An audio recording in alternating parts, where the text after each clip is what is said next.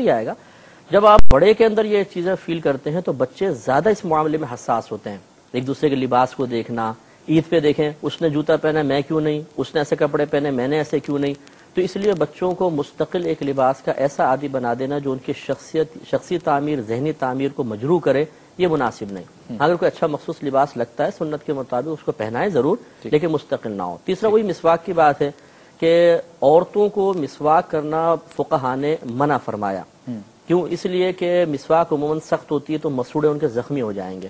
ان کو متبادل طریقہ اختیار کرنے کا حکم ہے. ہاں, نرم ریشے والی مسواک کو استعمال کر سکتے ہیں. جب یہ نرم مسوڑوں کی وجہ سے عورتوں کا یہ معاملہ ہے تو بچوں کے مسوڑے عورتوں سے بھی نرم ہوتے ہیں. صحیح.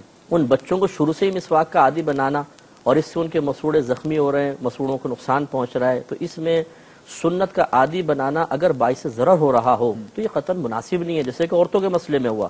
اس پہ بھی نظر ثانی کرنے کی ضرورت ہے. شاہ صاحب, ایک بات میں گزارش کروں اس حوالے سے کہ بعض علاقے ایسے ہیں کہ وہاں کلچر دوسرا ہوتا ہے. جیسے ہمارے یہاں کلچر نہیں ہے امامے کا, ہم اس کو بطور سنت کے اختیار کرتے ہیں. اب افغانستان ہے ہمارا پڑوسی ملک ہے, تو اس کا کلچر یہ ہے کہ اس کے بچے جو ہے نا وہ امامے باندھے ہوئے ہوں گے. آپ کو 5-6 سال کا بچہ ملے گا تو وہ امامہ باندھا ہوا جا رہا ہے, کھیل رہے ہیں تو وہ امامے میں کھیل رہے ہیں. وہ مذہبی امامہ ہے یا قبائلی رسم و رواج والا ہے؟ وہ جو اس کا استعمال کرتے ہیں وہ اپنے کلچر کے حساب سے استعمال کرتے ہیں.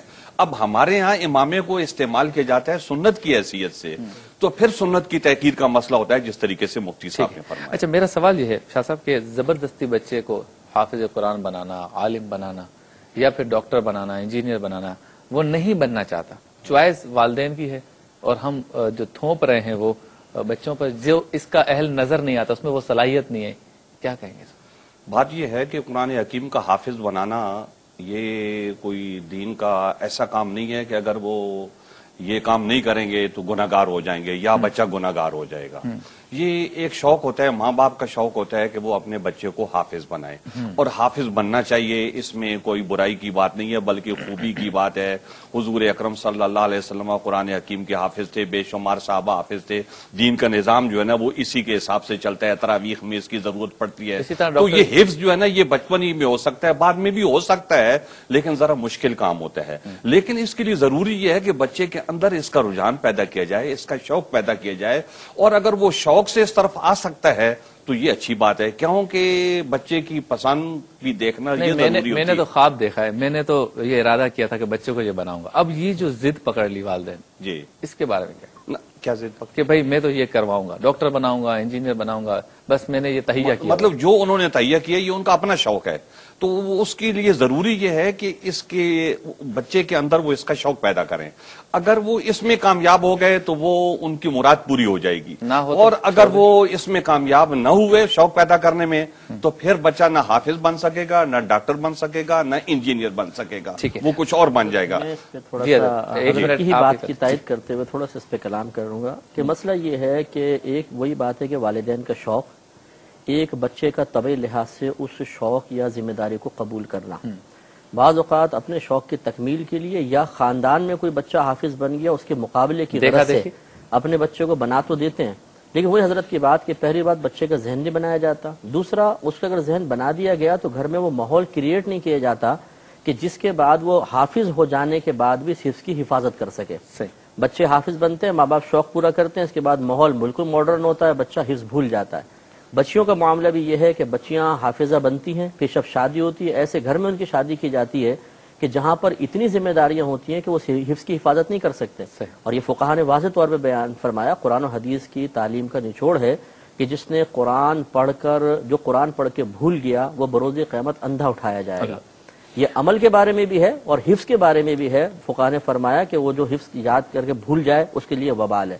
اسی طرح انجینئر ڈاکٹر بنانے کا معاملہ ہے کہ آپ اگر مسلط کر دیں گے, بچے کی طبیعت اسے قبول نہیں کر رہی, وہ کبھی بھی پڑھ نہیں پائے گا, اور اگر پڑھے گا بھی تو ادھورا بنے گا, وہ کبھی کامل پرفیکٹ نہیں بن سکتا. اس لیے بہتر یہ ہے کہ پہلے ایک ماحول بنایا جائے, 6-7 سال کا بچہ ہو جائے, میٹرک تک تو عموماً ایک ہی جیسی تعلیم ہوتی ہے.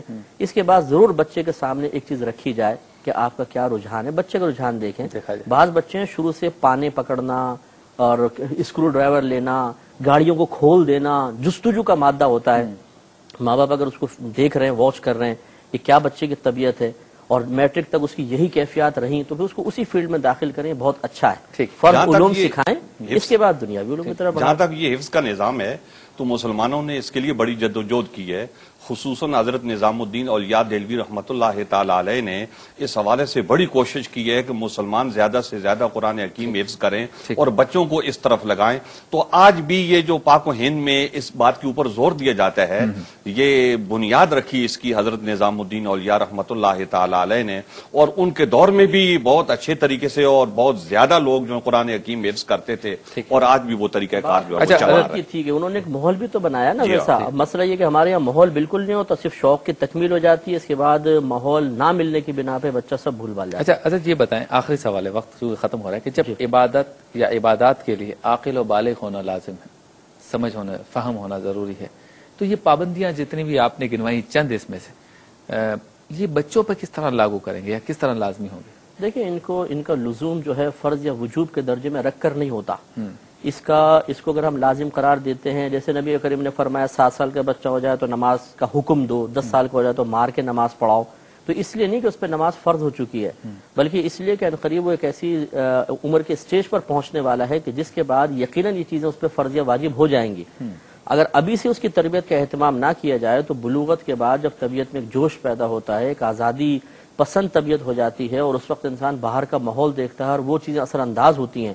اگر پہلے سے تمہیدی طور پہ تربیت کا اہتمام نہ کیا جائے تو پھر اپنی طبیعت کو کنٹرول کرنا مشکل ہو جائے گا. تو یہ ایک تمہیدی پروسیس ہے جو نبی کریم صلی اللہ علیہ وسلم نے ارشاد فرمایا. حضرت 30 سیکنڈ میں بتا دیجیے، بچے اور بچیوں کا ایک ہی اسکول میں ساتھ پڑھنا، جسے ہم کو ایجوکیشن کہتے ہیں، ایک ہی اسکول میں پڑھنا، لڑکے لڑکیوں کا، کیا کیا جائے؟ اچھی اسکول ہے، شہر کی بہترین اسکول ہے، وہ کتنا ہی اچھا کیوں نہ ہو، تو یہ اسلام اس کی رخصت نہیں دے سکتا کہ لڑکے اور لڑکیاں جو بالغ ہیں اور وہ ایک ساتھ رہ کے اس طریقے سے تعلیم حاصل کریں جس کو ہم مخلوط تعلیم کہتے ہیں. تو مدرسے میں تو ہوتا ہے ایسا؟ مدرسے میں نہیں ہوتا، مدرسے میں الگ الگ ہوتے ہیں، لڑکیاں الگ ہوتی ہیں، لڑکے الگ ہوتے ہیں. آپ نے پتہ نہیں کون سا مدرسہ. قاری صاحب کے ہاں جی، جو قاری حضرات پڑھاتے ہیں ان کے ہاں، قاری حضرات کہاں پر؟ جو گھروں میں پڑھانے آتے ہیں، یا وہ تو اپنے بچے ہوتے ہیں نا، وہ تو ایک محلے کے بچے آ جائیں ایک جگہ پر، محلے کے بچے ایک جگہ، محلے کے بچے آ جائیں. اگر وہ بڑے ہیں تو قاری صاحب کو چاہیے کہ وہ ان کو الگ کر دیں اور دوسروں کو الگ. اور اگر کہیں ایسا مذہبی تعلیم میں بھی ہو رہا ہو تو خیال رکھنا چاہیے، اور یہ کہیں بھی ہو رہا ہو تو یہ غلط ہو. ٹھیک ہے،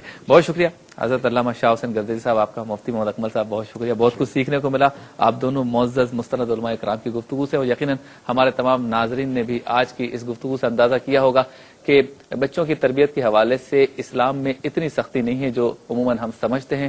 دونوں علماء کرام نے بتایا اور سمجھانے کی کوشش کی کہ والدین کو نہ زیادہ سافٹ ہونا چاہیے نہ زیادہ سخت ہونا چاہیے. حضور پرنور سید العالمین محمد رسول اللہ صلی اللہ علیہ وسلم نے حضرت امام حسن اور حضرت امام حسین رضوان اللہ تعالی علیہم اجمعین میں جو ان کی جو زندگی میں جو ان کی تربیت فرمائی، اس کے چند پہلو اور اکثر پہلو سے ہمیں بنیادی طور پر اولاد کی تربیت کیسے کرنی چاہیے اس کا ایک اہم جز نظر آتا ہے، سمجھ میں آتا ہے، اور پتہ چلتا ہے کہ اسلام کس طرح سے اپنے بچوں کی تربیت کرنے کا حکم دیتا ہے یا راستہ بتاتا ہے کہ بچوں کی تربیت کس طرح ہونی چاہیے. اخلاقی اعتبار سے دور کے تقاضوں کے مطابق ہمیں اس بات کا اندازہ لگنا چاہیے، پتہ چلنا چاہیے علم کے ذریعے، علم دین کے ذریعے، علماء کی گفتگو اور صحبت کے ذریعے کہ اس دور کے مطابق ہمیں بچوں پر زیادہ سختی کرنی چاہیے یا بہت زیادہ نرمی کرنی چاہیے. توازن، عدل، اعتدال ہمارا دین ہر شعبے میں سکھاتا ہے. بچوں کی تربیت میں بھی ہمیں اسی فلسفے کو، اسی فکر کو سامنے رکھنا چاہیے. ایک بیلنس آپ کا ایٹیٹیوڈ، ایک متوازن آپ کا ایٹیٹیوڈ جو ہے وہ بچے کی تربیت میں ایک بہت زیادہ اہمیت کا حامل ہے. کاش ہمارے بڑے جو ہے ان کو بڑا بننے آ جائے. مفتی صاحب نے جیسے فرمایا تو والدین پہ بھی ایک ذمہ داری عائد ہوتی ہے کہ وہ یہ سمجھیں اور اس بات کا ادراک رکھیں، اس بات کی سمجھ اور فکر اپنے اندر پیدا کریں کہ وہ بڑے ہیں، لہٰذا بڑے بن کر دکھائیں. بچے کو دوست بھی رکھیں اور نگاہ اس پر ایسی رکھیں جیسے شیر کی نگاہ ہوتی ہے کہ اگر وہ غلطی کرے تو اسے اس بات کا خوف ہو کہ میرے ماں باپ مجھے دیکھ رہے ہیں اور مجھ پر سختی کر سکتے ہیں. بہترین استاد باپ کو کہا دونوں معزز علماء کرام نے، تو ہم یہ یقین رکھتے ہیں کہ اس پروگرام کے ذریعے جہاں بچوں کو اس بات کا سبق ملتا ہے کہ ان کو کیسا ہونا چاہیے، وہاں بڑوں کو بھی یہ سبق ملتا ہے، والدین کو بھی، کہ انہیں کس طرح سے تربیت کرنی چاہیے. اپنے میزبان شبیر ابو طالب کو اس دعا کے ساتھ اجازت دیجیے کہ یا ربی بالمصطفیٰ بلغ مقاصدنا واغفر لنا ما مضى واسع الکرم. اللہ حافظ.